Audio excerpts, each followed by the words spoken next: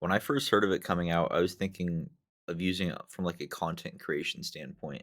So like I even got in there and played around a little bit and I was like create an Amazon FBA YouTube script, create a how to use Keepa script and things like that. So like I'm just barely scraping the surface because I'm just having it make scripts. But yeah, I definitely see that there's going to be room where it's used in Amazon, FBA, business, all sorts of different industries. Ooh. Cheers.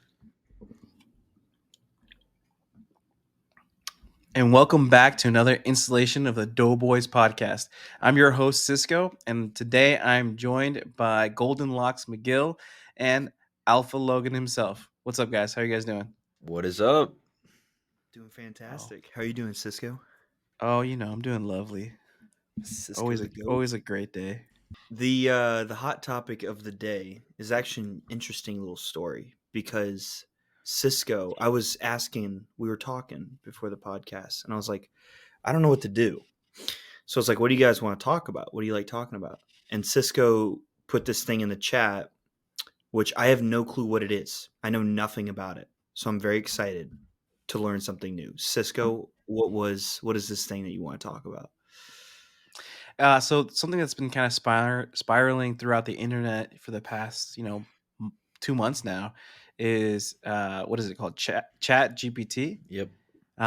Basically, it's an AI software that has a bunch of information. Now, it's still being developed and it's out there right now to kind of be used for the public for free, but it doesn't really have any information past I think 2001. And it's only read, I think, from what I understand, only like 10% of the internet, but it has a lot of information in it. So, kind of what I wanted to talk about was how ChatGPT can be implicated or used for our Amazon business. Just kind of spitballing some ideas of how it can benefit us as resellers on Amazon and how we can do it to kind of improve some of our processes. One of the first thing that comes to mind for me, at least, is writing SOPs for VAs. I think Oh, I think that's one of the most tedious things to do, kind of annoying things to do. So I think that could easily streamline writing SOPs for VAs, and not that it's going to write it completely for you. I mean, it is, but you're still going to have to go in there and kind of review it. But kind of just want to get your thoughts on it. Yeah, absolutely. Could definitely create SOPs. When I first heard of it coming out, I was thinking of using it from like a content creation standpoint. So like I even got Yeah. in there and played around a little bit and I was like create an Amazon FBA YouTube script, create a how to use Keepa script and things like that. So like I'm just barely scraping the surface because I'm just having it make scripts. But yeah, I definitely see that there's going to be room where it's used in Amazon, FBA, business, all sorts of different industries. Yeah, and another thing that as we were talking, that kind of just popped into my head, it could also be used to write like appeal letters, Mm, right? Like if you that'd be if you huge, get yeah. like an inauthentic claim for something, you can use it to write an appeal letter. I mean, for the most part, it's kind of, they say it's broken high school because now anybody can kind of go in there and just write their essay on whatever. But that's an easy thing that you can use to help Amazon sellers Yeah. itself versus paying a lawyer, Mhm. $2,000 to make you Yeah. one. Appeal letters, it could potentially, get rid of, like, reimbursement services because anytime you have Hmm. to open a case, ChatGPT, open a case for Amazon seller support to get my money back. Open a case for stranded inventory, open a case for anything, so it could do, like, any account health stuff too. Yeah. oh my! This is this is way bigger than I thought it was going to be. Like when you were like put that in the chat, I was like, how does that even relate to Amazon? No, but But I all mean, I this think. stuff you guys are talking about is crazy. It 100% Yeah. does. Like even just the writing SOPs. Like I was doing that a lot this summer for Logan, and I 100% agree with you. It's one of the most tedious, like annoying things ever. And this not only just takes that job away from you, but it does it incredibly quick as well, right? It's like Mhm. seconds, and it's Yeah, got it done. It's crazy. it is. It's gonna disrupt a lot of industries. Or even It's just wild. creating like a simple spreadsheet for you to like track expenses or to track your products, or you know your purchases. It's gonna make it easier to kind of create those things. Not that they're hard to create now, because a bunch of people like Logan has it on his bio to kind of download for free. But it's going to be interesting how different people use it in different aspects of the business for sure. Yeah, absolutely. Okay, so it can write like papers, scripts. Could it write like programs for Yes. you? Yeah, I Like, can write code. Mm-hmm. dude, that's crazy. So like when you were wanting to start up like a prep center, you could have potentially been using this software to create a whole code for like your own Yeah. like program in the software Yeah, I don't know if to it'll write a whole program yet. I'm sure it will eventually, but yeah, I definitely see the potential for that. It's fixed glitches already for sure. Wow. What do you mean? So, What does that so mean? from my understanding, from what I've read, they've put some software code into it, and they've just written, "Hey, fix the error in this code," and it's gone in there and highlighted what the issue was and fixed it and rewrite it for it to actually work. That's insane. Okay, do you get like chills when you're talking about this? Like I'm getting chills. This is very like advanced creepy Man, stuff. AI is real, man. I mean, think about it. Japan's already like creating a whole traffic map for the sky for you to fly instead of drive. So, I mean, it's all coming. The Jetsons were right, 100%. Let me go ahead and share my screen, Cisco. I'm gonna show something that Alex Hormozzi posted today about Chat GPT. All right. So you can see here GPT-3. This is the amount of data it was originally trained on, and then this new version GPT-4 is how much data it was trained on. And like what's going to be GPT-5, and it has Jeez. the ability Yeah. to teach itself and learn from the inputs that it's getting. Like there's so much potential. I mean, that's self analytical like AI right there. That's like Terminator, that's Westworld. If you watch any of these shows, like this is exactly not to get all doomsday on you there, but like that's how it starts. That's crazy. Hmm. Yeah, Just the other machines are going day, to rule I the was world. I mean, it kind of already do in a way. So Mhm. it's just like a different way that they rule. But the other day, I was in Nashville and I was eating in this Indian restaurant, and Mhm. I'd heard about these robots like back home that like take you to your seat and like serve you and stuff. And there was one in this Indian restaurant. It was just a little robot with a tray, came What? out, brought us all our food, all our cutlery. It didn't take us to our table yet, but I mean, Huh. there was no waiter. And you put your order in on your phone. So you can talk about like machines running the world. We're living in different times. There's already robots doing simple tasks like that. This is just the Make, It's beginning. It's the infancy this of a yeah. is new world. I mean, we're literally like when we were growing up, all the older kids were like getting on like dial-up Wi-Fi and stuff, and that's what we're Like on people right now. Like Cisco's this is age. yeah, exact. Well, I don't know, probably a little bit older than Cisco. I don't want to do Nah, old. bro, I got on AOL. I remember those days. No, oh, dude, Yeah, I was trying to save 100%. you, I had to disconnect the phone line to get on the internet. dude. Man. Dude, different time. Mhm. That's crazy. Probably, yeah. Anyways, that's crazy. So with that, on the opposite side of that, there is still a side of this Amazon business you have to do with your hands. Hmm. And I For want now, to talk about that Yeah, for for now, now. just wait till the robots. Yeah. So Terminator. let's say you're not a huge Amazon seller yet and you can't afford and you don't need a prep center. All right. So you're going to be prepping your own product that you've bought, whether that's RA, OA, wholesale, whatever it is. Let's talk a little bit about things you need and maybe some standard like procedures you should use to operate to be efficient, to be effective, not ruin your product, stuff like that. Yeah. Poly bags, right? Okay. Where do I get poly bags at? Amazon. I love Oh, you buy it supplies. on Amazon? Where do you I was buy gonna them, Logan? say, I love I was supplies gonna- is where we got them. yeah, that's a thing. Mm, Yeah. I love some. They're what did you call them, The Logan? Those are Lamborghini of the poly bags. and they're silky smooth. Yeah. So you need poly bags. You'll need UPS labels, which are free from UPS. You'll need FNSKU stickers. We get those from Amazon. Pause. How do you get free labels from UPS? That is a good question, Cisco. Super, super complicated.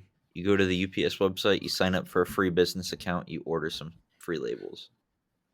The key word there being a business account. If you set Yes. up a personal account, you won't have any access to it. Yeah. So definitely make a business account.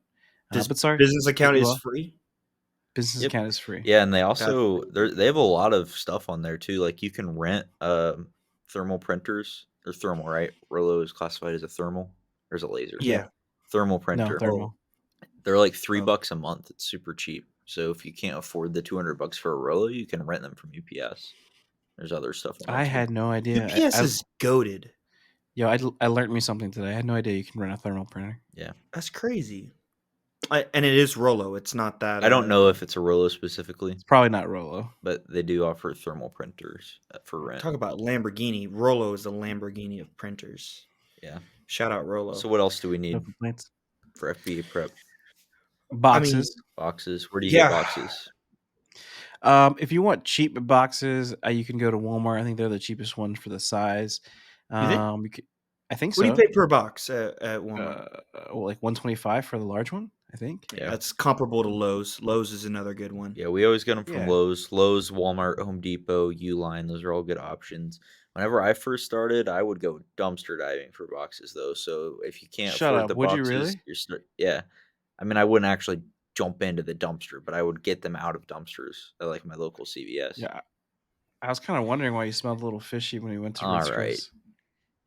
All right. Yeah, but like if you're on a low budget and you need to be spending your money on inventory and not boxes and other things, there's ways to get them for cheap or free.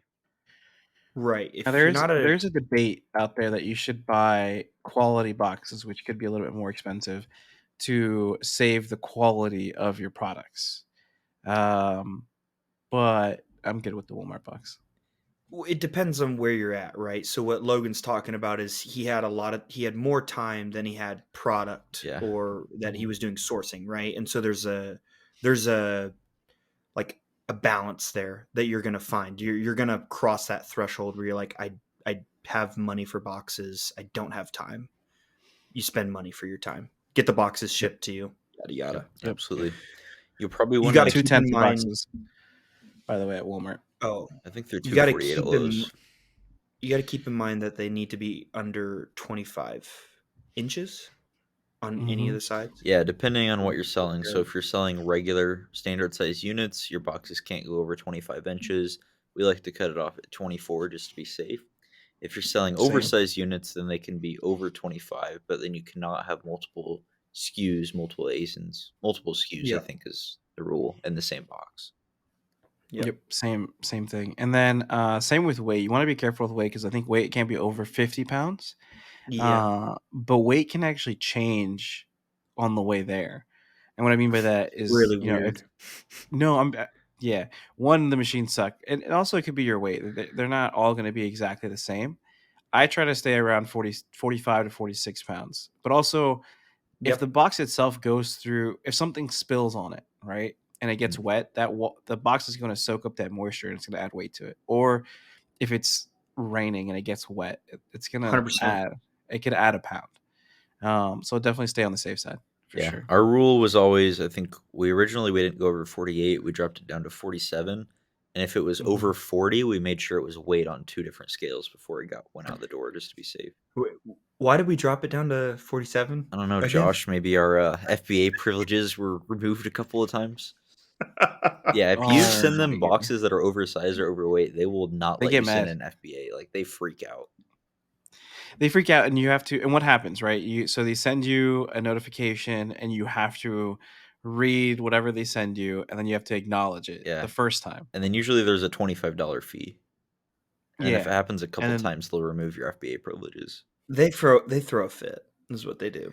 well, it's because it's their job title Don't mess description up. says to only lift up to 50 pounds. You can't have them lift more than 50 This is true. pounds. Don't It's a play hazard. around with the boxes. That's what I would say. Don't Sit at the exactly. 46 or Don't play 47. around. Just don't mess Yeah, with it. yeah. I know? stay around 46. Put a little dunny in the bottom. Leave a little What's space Dunny, for dunny Josh, in the for people top. who don't know?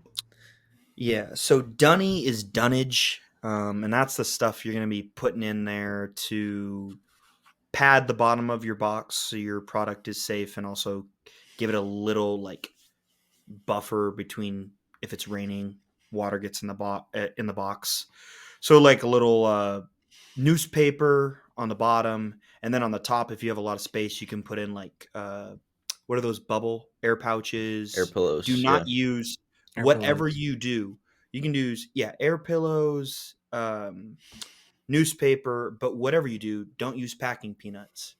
They hate You, packing peanuts. They will lose I their don't. minds. Do not use packing Okay, Packing peanuts their peanuts. job. everyone hates packing peanuts. They're really Would annoying. be done. I mean, packing Yeah, peanuts suck. To be fair, Yeah. like the only thing yeah. they're good at is in Toy That's Story. like the one valid thing that Amazon will freak out about. Yeah, that is valid. You uncultured swines. Yeah. So, yeah, after you're gonna need boxes. You're gonna need tape. I highly recommend a tape gun. Yes. And you can buy your tape from We like to use Amazon. the Boxery. But Oh, the there's a lot of Boxery. places to buy tape. I forgot about them. I go to They're cool. Walmart. I get the Easy Start tape by Oh, does that Duck. stuff? It doesn't like tear and get stuck. I hate that when No, it I haven't happens. I haven't had any issues with it. And the best part is I hate when you peel the tape and it makes that like annoying noise. Mm-hmm. Yeah, Oh, you this don't one like that doesn't do noise? it. I hate it. Oh, it's just Yeah, silent. I'm Mm. sensitive to noises. So my phone's always on Well, silent too. sometimes it's hard to talk to each other whenever you're taping. That's kind of Yeah, always a quiet for moment. sure. That's cool. That's Mhm. Right cool. on. I didn't think about that. That's a cool pro tip. Yeah, I also there's also like equipment that you'll need outside of your prep supplies. We can Mhm. go over some of that here, but I have a video that we can link down below or up here that'll show you like all the equipment you need. But you'll need like a printer. Depending on if you're doing retail arbitrage, you might need some Scotty peelers, Goo Gone to help you get those stickers off. What Mhm. other equipment do we need? A barcode scanner is not necessary, but it's really helpful. Maybe Yeah. a tagger, a retagger if you're A doing a lot of retagger, clothes. yeah, like a tag That gun. was if you Yeah. don't lose Yeah, that, tag in. it can be a tough day. Two Rolos So is nice, to be honest. I'm not even gonna lie. If I would once you double start Rolo. Step up your game. Get 3 Rolos. for what? What do I need 3 Rolos for? I Yeah, only need 2. Two's You good. never know. Rolos is kind of like inches. You can never have enough. yeah, and then obviously you'll need like a laptop Every or a inch computer matters. too. Yeah, and So then if you have like a spare laptop, keep one down. I keep my old laptop in the garage, Yeah. and that's the warehouse laptop. I highly recommend that. Now, you've got all your equipment, all your supplies that you need to pack up your stuff. What's the Don't best separate way to stickers. My bad. We almost forgot. Don't separate stickers. Technically, if you use I Love Supplies bags, you don't need them because it's included on there. But I would recommend still putting it on there. I almost forgot about that. We just Mm. call them red labels or green labels. Yeah. But yeah, don't separate is huge, especially for bundles. Yep. So, and you'll need a variety of sizes of bags as well, Mm-hmm. depending Yep. on what kind of stuff you're sending. If it's a fluid, it's got to go in a bag and it's got to be able to like get sealed. So that's why Logan was buying his bags from the Lamborghini people, because theirs was just the easiest to tear off. It didn't get stuck on your finger. Some bags they just got like a clear thing, Mhm. so that you're playing Where's Waldo with trying to rip off the sticky part. Yeah. The important thing But is make sure you guys, after you watch this video, go read the FBA guidelines because, like, we can tell you all this stuff, but like at the end of the day, you need to know it yourself. You need to know all the different rules around FBA prep so that you know that you're accurately sending in your shipments and you're not going to have those problems like we described. Yep. yeah, it's a complex game. Now, what you want to do when you get all your product is you just want to lay it everywhere, all over your tables, just in no organized fashion. And I'm just playing with you guys. What you want to do, and this is what Logan and I did, was we set up our tables in long, like rows, all connected onto each other, and that way you can lay out all your product, all the like stuff together. Um, if you have groceries, I like to keep those all in on one table as well, if possible. That way you can just go through and just check that table's um, dates. But basically, what this is under the idea of is batching. And this is like a huge thing. If you're not batching you're not handling your Batch product everything. right? You need to batch everything. You should be batching even buying the product. But once it gets into your house, if anything has tags, you go on and you take all the tags off of all the stuff first, like the bonus tags. If anything needs to get like bagged, you bag all of those products up. You don't zip them up yet. You just put them all in the bags. This is like a concept of bagging. Don't do one thing of your product, put it in the boxes, and then go back, bag another thing of the product, and then put it in the boxes, right? You want to have everything bagged and tagged before you go to box contents. Yeah. Yeah. So I feel like a Basically, question that a question that a lot of people get or have when they're first starting out is how much products should I have before I send out? So what would That's you a good say to those question. people? It's a really good question. It depends on how big you are and what you're doing. With Logan, we were Pretty in a big. sweet spot where, well, what would you say? A sweet spot was we were going for like 200, 300 was so a as shipment. far as the math, right, to get the most efficient shipping rates, 300 pounds is when you're typically going to get the best rates. 300 pounds going to one warehouse. But that can be a lot, especially when you're starting out. Uh, a lot of like prep centers will do once a week. That's a good general rule. I'm kind of under the mindset though that it's better to just ship out more frequently if you can, even if you end up paying a little bit more in the shipping. It's better to just get your inventory into Amazon and sell it. Your money's going to be turning over faster. You're going to be showing Amazon you're a serious seller because you're sending in units. Once a week is a good general rule, but like if you can just send in more often, you might pay like 40 cents per pound for shipping, which is what I recommend people budget for anyway. So yeah, 300 pounds is the best, but if you're a smaller seller, just shipping when you can. So what I would do when I first started out is as soon as I got the products in, I would ship it out, right? Because I wasn't just ordering, one of each thing. I'd order a couple, and hopefully a couple would show up. And for me, as long as everything fit exactly into a box, and I could potentially like Frankenbox it, and so there's not too much, room, and the shipping was 50 cents or less per unit, then I would ship it out just to kind of get it going. And then also, when I had the time, I would uh, be tracking the items, and if it would be coming in the next day, I'd put it up for FBM, Mm, and that is risky because it yeah, potentially could come the item could come damaged, and it could be they could have accidentally sent you the wrong product. yeah, But when you're starting out, you want to start having that quick turnover, so that is something that you can start doing. And I don't do that anymore, but I did do it for good. Q4. It's a risky game, Yeah, Actually, that's Cisco. it is a that is a risky risky game. game. We had a couple FBM scares in my time. So Um, yeah, you said Frankenboxing. I want to go back to that really quick. What the heck is Frankenboxing? Sure. So to get the best rate, you want to essentially, when you have a box, you want to make sure it's filled from bottom to end, side to side, right? You don't want to have No too much room. airspace. Yeah, you don't Yep. want any space. So if you don't have enough, or if you don't have the right box for the amount of stuff that you have, you can cut the corners of each box, right, to the level of which you are able to fill it. And then what I do is I grab the straightest item in there, push it up against that side of the wall, and then just fold it over to make it the size that it needs to be. And then put in some filler if you need to, yeah, and then tape it up and use those measurements. yeah. Whenever I first started Frankenboxing, it was really difficult for me. And what I found made it easy is cut from the inside of the box. Yep, inside It up. helps so much. Inside up. Inside up. Inside up. Yeah, Put your blade on the line where your product is, stab in there, and rip and the up. reason that you might be thinking, "Well, my box is still gonna weigh the same. Why does this matter?" Well, you're charged based on 2 different weights, your actual physical weight and then the dimensional weight. They take whichever one is greater.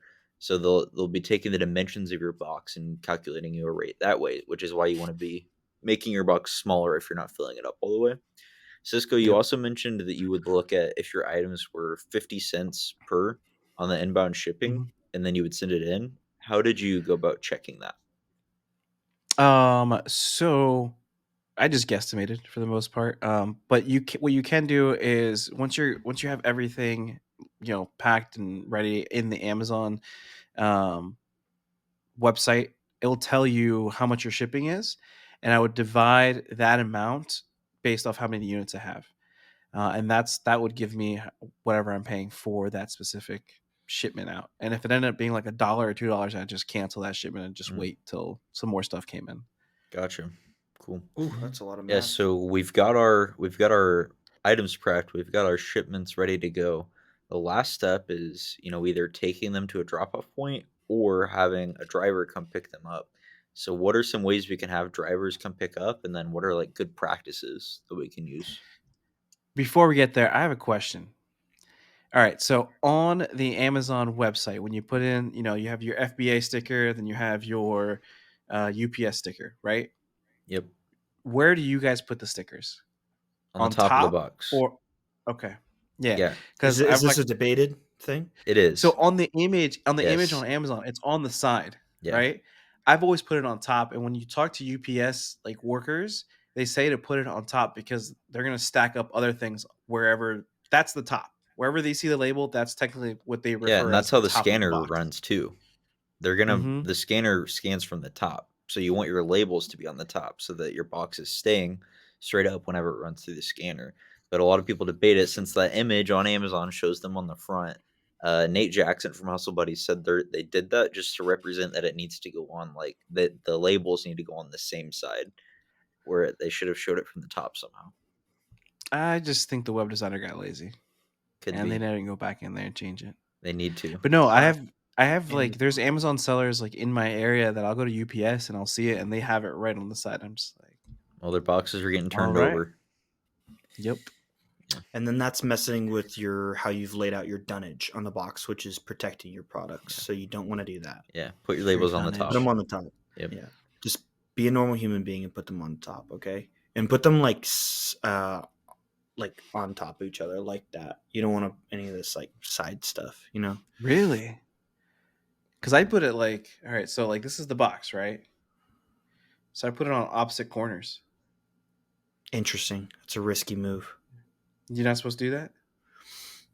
Well, one Does it reason matter? I would put them on top of each other is, and this might be if you have a lot of boxes, the boxing can get a little complicated. So we had a method where we would write on the boxes so we knew which box we were packing. Um, and you can't have any markings on your box whenever you send it into Amazon. So we'd always keep the marking close together and then just cover it up with both of our UPS and Amazon FBA labels, which is a little pro tip you Yeah. got there. Yeah, I think as long as the Um, labels are on the top, we'll be good. Yeah. I yeah, can it doesn't care. matter how you on it. I'm just being difficult, but So, you want to, yeah. The UPS drivers, from my experience working with Logan, you're gonna meet some that are really upbeat, some that are just more, this is my job. It doesn't matter how they are. I would offer them Gatorade, water, maybe a snack. Those are some really good Chips. pro tips to get on their nice. good side. Chips. Um, Offer to help them Yes. whenever they're Bullet unloading the shots. boxes or Who loading said that? them. Yeah, have some, you know, some orange juice for them. But you really just want to be friendly because they're the one that's going to be handling your products both directions. They're going to be giving you your products that you need to get into Amazon and then handling the FBA boxes that you've just loaded up. So, it's kind of like if you're rude to your waiter or your waitress, they might spit in your food. If you're rude to your driver, they might kick your box around before Amazon kicks the crap out of it. They play some kickball. Yeah, be nice to Yeah, your it's kind of drivers. Do funny. everything that Josh just said. Focus on building that relationship because there's a lot of ways that you can go around getting pickups. But because I've built a relationship with my driver now, I have his phone number. If I have stuff going out, I just shoot him a text and he swings by my house. I don't have to pay for a pickup because I've already established that relationship. Must be nice living in a small community where you can text your driver. I have a Yeah, different driver come almost every single time. man. So I experienced that a little bit this summer working for In Delaware, yeah. Logan out in Delaware, and they're not even always used to the van because they're always like trading like vans and stuff. But Mhm. we still did the same practices, and like you'll you will get some of the same drivers coming by every once Yeah. in a while, and they remember Yeah. that. Yeah. Like I would Yep. hear them, they're like, "Oh, this is the place that gives you water and Yep. Gatorade," and they really were just like thankful for it, especially on hot Yeah. days. Especially on hot days. Moral of the story is just help when you can. Yeah, be a like good Samaritan, and that's not just exclusive to selling on Amazon and drivers. That's just like also a rule for life. Because it's like what Logan said, you're building connections and businesses. You never know who's watching you. Be nice to whoever it is you're being nice to, and you never know what connections they might have for you in your life. Mm-hmm. So Not only that, next thing you know, that UPS driver gets curious on how to sell on Amazon, and then next thing you know, right, they're a client who buys your course. Could be. exactly. But if Or you they're like were if you weren't so cute, and you nice, guys are like on a beach in Bermuda getting married. Like you never know. it's true. Yeah, funny story. I actually my That happened? Really? Tell us no, more, Logan. not the getting married on a beach in Bermuda, but the FBA and Oh, UPS driver. I'm going back a little bit. So whenever I first started, my UPS driver was like, "You got FBA labels? You doing FBA?" I said, "Yeah." And apparently he did FBA too. I always thought that was pretty cool. And he was oh, telling me at the time he could sell Nike, and it was back when that was amazing. He got grandfathered in because his account was so old. But I was just amazed by that. And then fast forward like 2 years later, I'm in a paid Discord community, and his wife is in it. Which I was just thought that's like it's a small world. Like out of all the yeah, Amazon it's crazy. sellers, a paid group with like 100 people just happens to reconnect that. That's crazy. Wow. Well, it's that Well, time of day. We're at that time. Logan? I'm gonna end us with a quote. I believe in emotional control and the vital need to become disciplined and professional in all things. Thanks for watching. We'll see you on the next one.